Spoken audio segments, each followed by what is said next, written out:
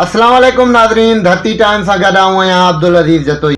बांदी अमा सिजावल खान जी ख़बर शामिल कंदासीं। ॻोठ मिस्री खान ख़ास के लिए स्कूल में बांदी शहर जे मोज़िज़ ऐं कारोबारी शख़्सियत हाजी मोहम्मद ख़ान मुग़ल पारां ग़रीब मिसकिन शागिर्दनि तौरु शागिर्दाननि में 60 शूज़ जा जोड़ा तक़सीम कया विया। उन मौक़े ते शहरी हाजी मोहम्मद ख़ान मुग़ल चयो त सख़्त सर्दी सबबि मासूम ॿार स्कूल अचनि था ऐं केतिरा ई मासूम ॿारनि जा वालिदीन ग़रीब हुजण सबबि पंहिंजे ॿारनि खे चप्पल वठी ॾियण जी सघ नथा रखनि। उन मिसकिन ग़रीब 60 शागिर्दनि में शूज़ जा जोड़ा तक़सीम कया आहिनि।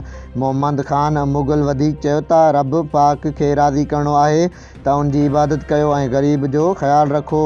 वसआर हर मुसलमान जी ग़रीब जी मदद कयो।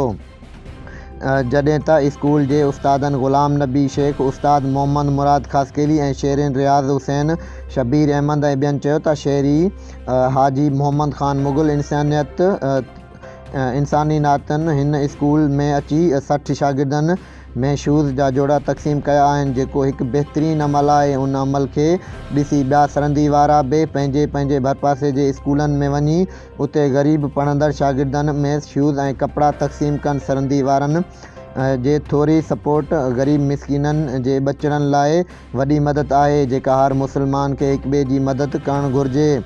हाजी मोहम्मद ख़ान मुग़ल वधीक ॻाल्हाईंदे चयो त आऊं बांदी तोड़े भरपासे जे ग़रीब मिसकिन माण्हुनि जी ख़िदमत लाइ हर वक़्तु हाज़िर आहियां ऐं अॻिते पिणु आऊं उहो ख़ल्क़ ख़िदमत जो सिलसिलो जारी रखंदुसि।